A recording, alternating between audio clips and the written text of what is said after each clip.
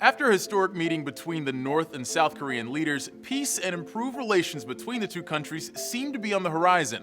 But is it enough to reunify the rival Koreas? First, it's worth noting that talks of reunification have been going on for years. That's because of the possibility of economic collapse in North Korea and the sense of duty that some South Korean politicians have felt to the country. In 2010, then South Korean President Lee-myung-bak proposed creating a reunification tax plan to help shoulder the possible costs of integration.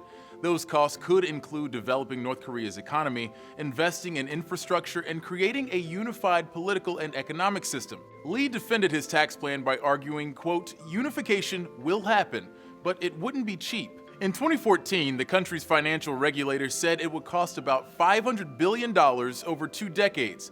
Compared to other estimates, that's actually pretty conservative.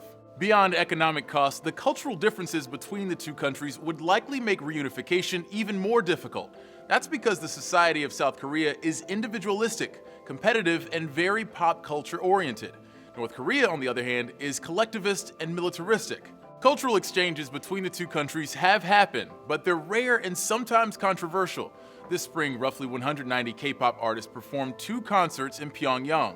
Some experts told NK News that music could bring people together, but a North Korean defector living in Seoul also told the outlet it is useless to sing before people who have nothing to eat. The voices of defectors living in Seoul could help indicate how reunification and assimilation may look. The South Korean government does provide resources for employment and economic resettlement, but it doesn't include many resources for mental health. Some studies have found that North Korean defectors are likely to have anxiety or depression. At the same time, many South Korean youth say they have no interest in reunification.